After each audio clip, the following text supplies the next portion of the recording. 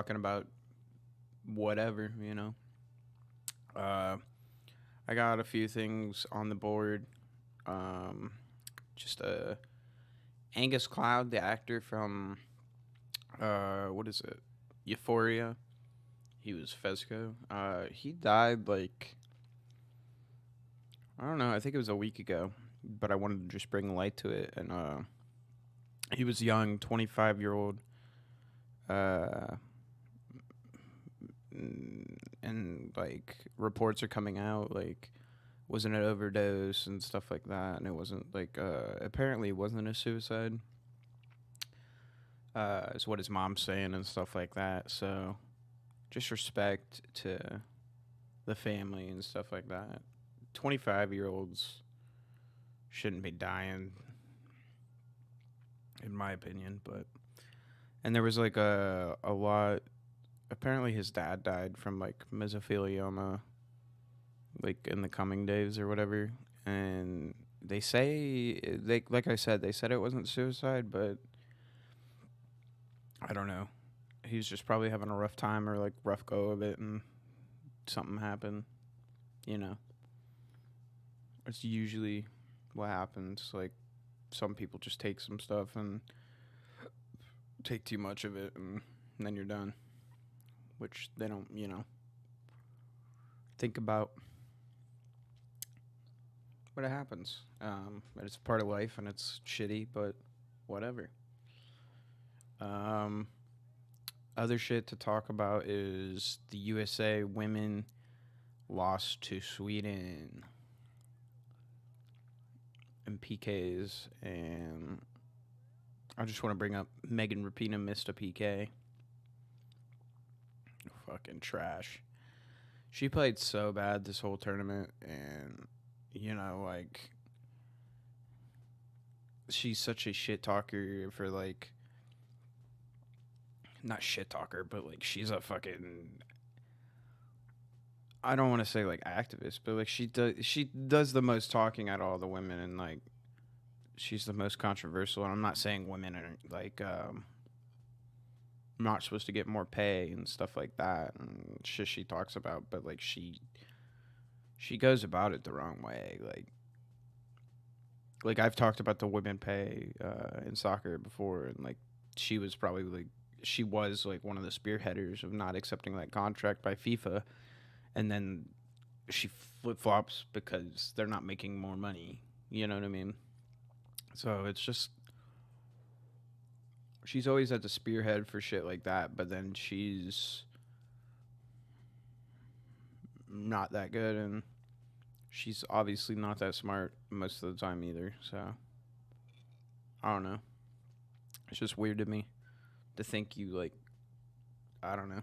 You're trying to do betterment, but you're just making it like worse. Honestly, for the like girls in the like league. Counter Strike news. We got some stuff coming up. Well, not up, but uh, Cologne finished and who won? G2 won, and oh, my headset died. But G2 won, and they're gonna. And the new rankings for the month came out, and it said they're third, which I think is a little ridiculous and weird, because I feel like if you're gonna win a tournament, just recently, and Heroic lost in the quarterfinals, so like it was just weird that they're still won, and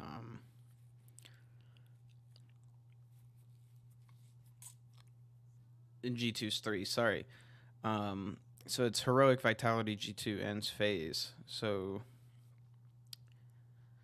I mean, Heroic hasn't won anything recently, I thought. So like it should be Vitality, G2 ends probably.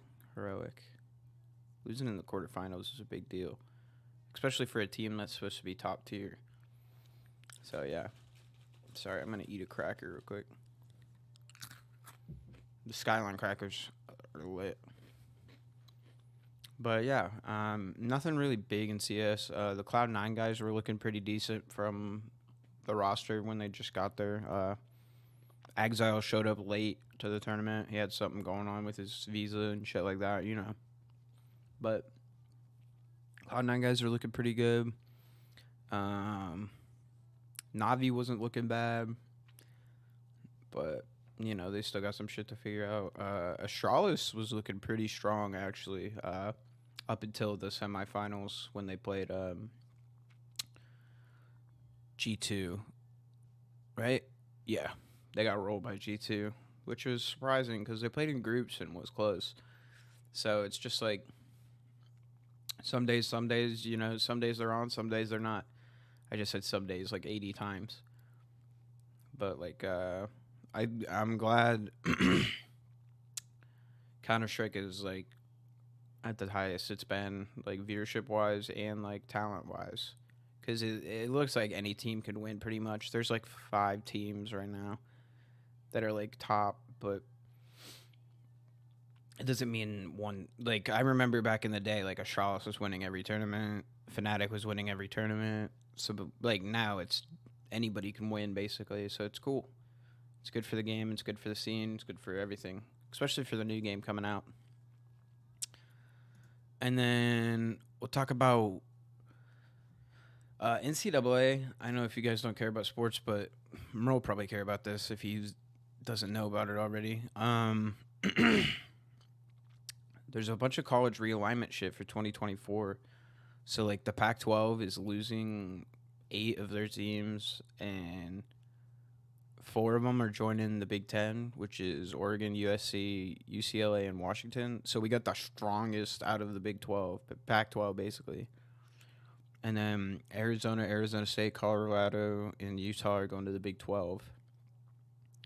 And then Oklahoma and Texas are going to the SEC. So it's like there's 4 conferences now. It'll be Big 10, ACC, SEC, and Big 12 because there's only 4 teams left in the Pac-12. So I think it's good for...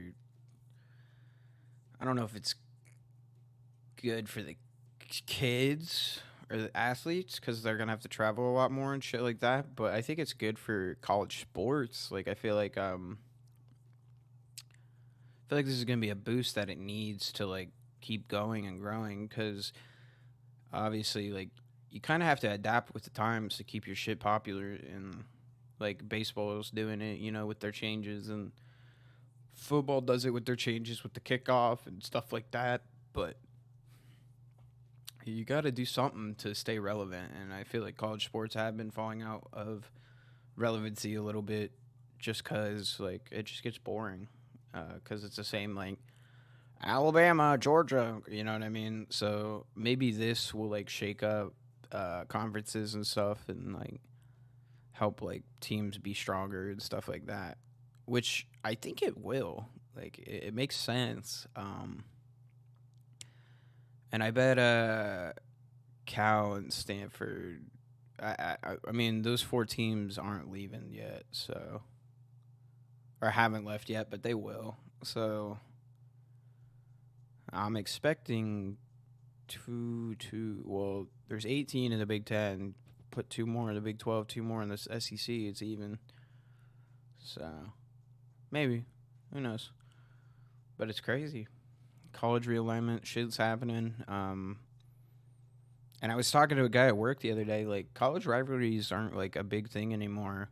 Because, like, nobody's playing their rivals anymore. I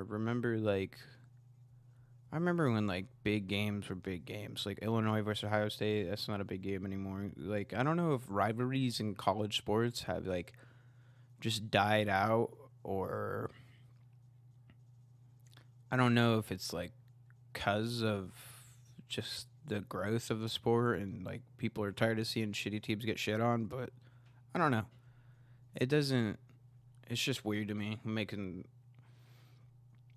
whatever, you know? But yeah, I didn't really have a lot this episode. I feel like that's a lot just to talk about, and, like, if people want to have a conversation about the realignment and stuff like that. So yeah, just leave comments down below and think on what you think is gonna be like a big deal with the college realignment and stuff. I think it's a good thing. I don't think it's really a bad thing, honestly. It just makes conferences stronger, and like I said, it just makes the sport grow. I feel like because teams are gonna have to switch, and like you're gonna be playing bigger schools now because you're playing tougher schools and stuff like that. So, yeah, it's just like travel stuff like that, which we don't have to worry about. You know. But yeah, that's a bit for the episode. I didn't really have a lot, like I said. It's Wednesday. Got 2 more days of work left on, then we're gonna be doing some shit Friday and Saturday. Friday. I have a doctor's appointment, but yeah. I hope you guys have a good rest of your Wednesday. What is it? Hump day today? Hump day. Hump day. Mike. But yeah. Like, comment, share, subscribe. Everybody have a good day, and love you guys. Later.